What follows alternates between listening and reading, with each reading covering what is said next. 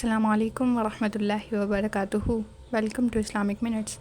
آج کا ہمارا ٹاپک ہے نجات پانے والے فرقے، اور اس کے متعلق جو حدیث ہے کیا وہ صحیح ہے اور یہ فرقہ کون سا ہے۔ یہ وہ موضوع ہے جس سے نہ صرف ہمارا عقیدہ بلکہ ہماری نجات وابستہ ہے۔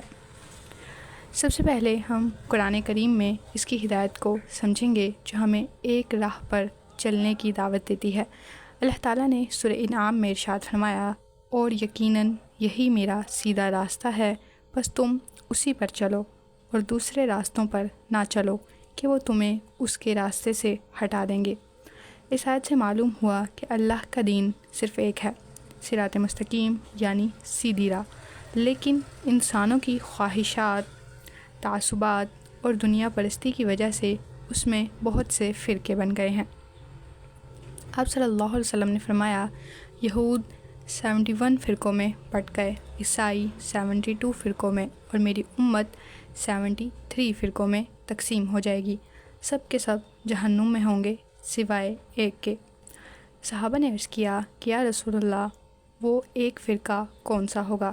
تو آپ صلی اللہ علیہ وسلم نے فرمایا، جو طریقہ آج میرے اور میرے صحابہ کے طریقے کے مطابق ہے، وہی طریقہ اختیار کرنے والا فرقہ آخر میں جنت میں جائے گا۔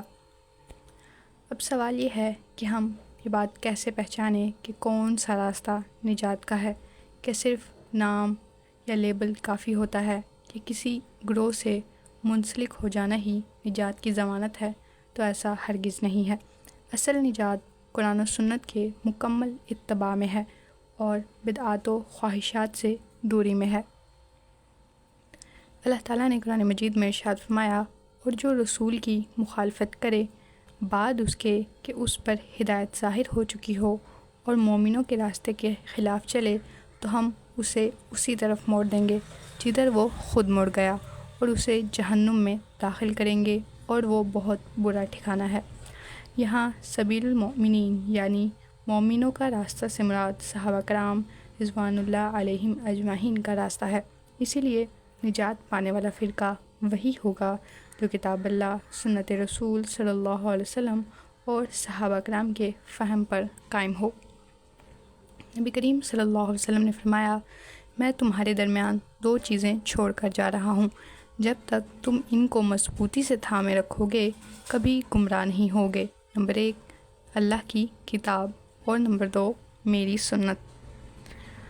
ہم میں سے ہر شخص کو اپنا محاسبہ کرنا چاہیے، یہ دیکھنا چاہیے کہ کیا ہم واقعی دین کی اصل تعلیمات کو اپنائے ہوئے ہیں، کہ ہم صحابہ کرام کے طرح دین کو سمجھتے ہیں، کہ ہمارے عقائد، عبادات اور معاملات سنت رسول صلی اللہ علیہ وسلم کے مطابق ہیں یا نہیں، کہ ہم بدعات سے بچتے ہیں، اور کیا ہم فرقہ پرستی سے بالا ہو کر دین پر چلتے ہیں یا تعصبات میں الجھے رہتے ہیں۔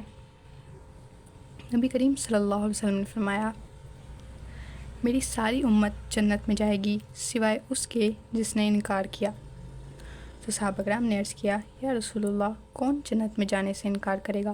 تو آپ صلی اللہ علیہ وسلم نے فرمایا، جس نے میری اطاعت کی وہ جنت میں گیا، اور جس نے نافرمانی کی اس نے اس سے انکار کیا۔ نجات کا معیار کسی گروہ، کسی نام، کسی شخصیت کی پیروی نہیں ہے، بلکہ رسول صلی اللہ علیہ وسلم اور صحابہ کرام کے طریقے کی مکمل پیروی ہے۔ وہی سچا عقیدہ، وہی خالص عبادت، وہی طہارت نیت اور وہی دین کی سمجھ ہے، تبھی انسان نجات یافتہ فرقے کا حصہ بن سکتا ہے۔